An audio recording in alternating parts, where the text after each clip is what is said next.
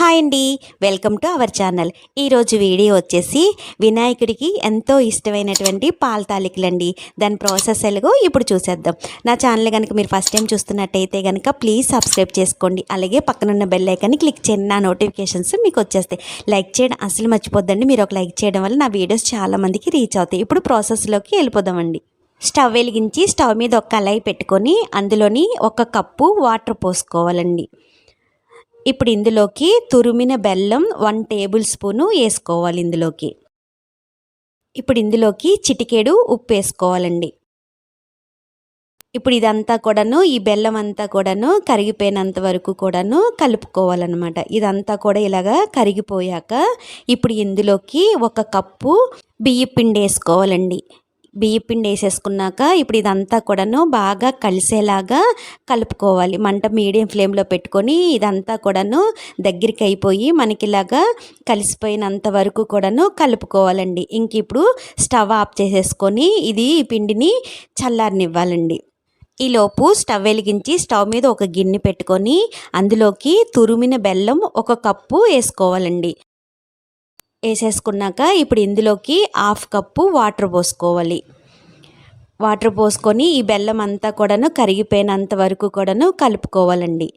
ఇది మనకి పాకం అనేది రానవసరం లేదండి. బెల్లం అంతా కూడాను కరిగిపోయి కొంచెం మనకి ఇలాగా మరుగు వస్తుంది అని అనుకున్నప్పుడు ఇంకా మనం ఇది స్టవ్ ఆఫ్ చేసేసుకొని పక్కన పెట్టుకొని చల్లారి పెట్టుకోవాలండి.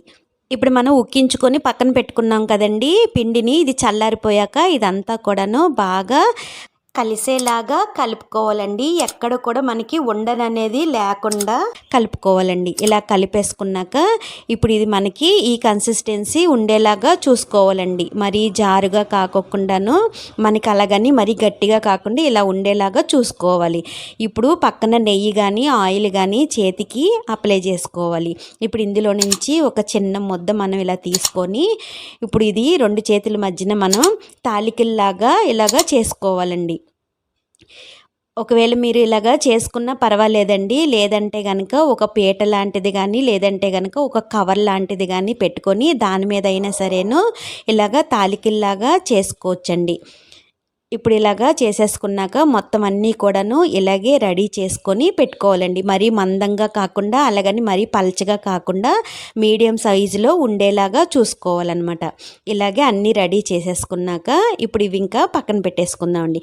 ఇప్పుడు ఇందులోనే కొంచెం చిన్న ముద్ద తీసుకొని అలాగా పక్కన ఉంచుకోవాలండి. ఇప్పుడు స్టవ్ వెలిగించి స్టవ్ మీద ఒక గిన్నె కానీ లేకపోతే కళాయి కానీ ఏదైనా సరే పెట్టుకొని అందులోని కాసిన పాలు 3 కప్పులు పోసుకోవాలండి. మనం పిండి ఏ కప్పుతో అయితే తీసుకున్నామో అదే కప్పుతోని అన్ని కొలతలు కూడాను కొలుసుకోవాలండి. ఇలా 3 కప్పులు పాలు పోసేసుకున్నాక ఇవి కొంచెం మనకి ఇలాగా మరుగుతుంది అని అనుకున్నప్పుడు ఇందులోకి 1 టేబుల్ స్పూను సగ్గుబియ్యం అండి. గంట సేపు ముందుగానే నానబెట్టుకొని ఉంచుకున్నాను. ఇప్పుడు నీళ్ళన్నీ కూడా వంచేసుకొని ఇందులోని వేసేసుకోవాలన్నమాట. వేసుకొని ఒకసారి ఇదంతా కూడాను కలుపుకోవాలండి. ఇలా కలిపేసుకున్నాక సగ్గుబియ్యం మనకు కొంచెం ఉడికిపోయాక ఇప్పుడు ఇందులోకి మనం ముందుగానే రెడీ చేసుకొని పెట్టుకున్నాం కదండి తాలికలు, అవన్నీ కూడాను ఇందులోని వేసేసుకోవాలండి.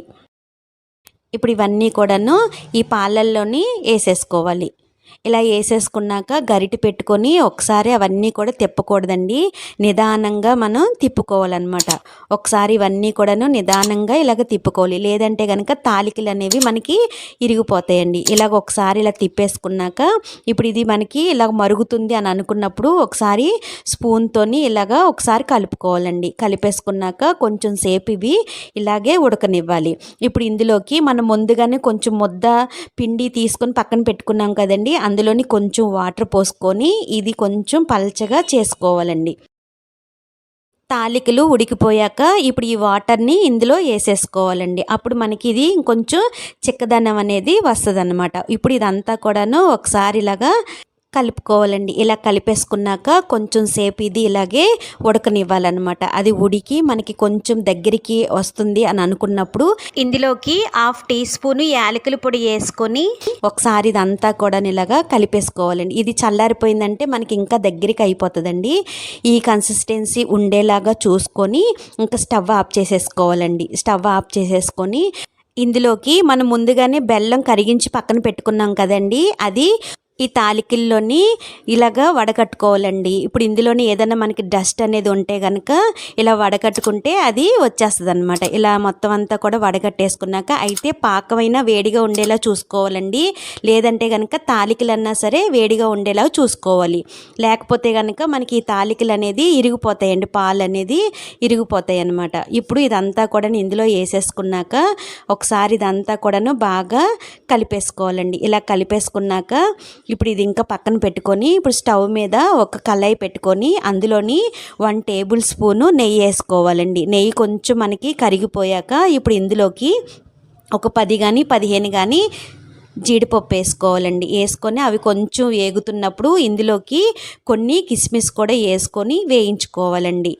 మీకు ఇష్టమైతే కనుక ఇందులోని కొబ్బరి ముక్కలు కూడా వేసుకొని వేయించుకోవచ్చండి. ఇవి ఇలాగే వేగిపోయాక ఇంకా స్టవ్ ఆఫ్ చేసేసుకొని తాలికల్లో వేసుకొని ఒకసారి అంతా కూడాను కలిసేలాగా బాగా కలుపుకోవాలండి.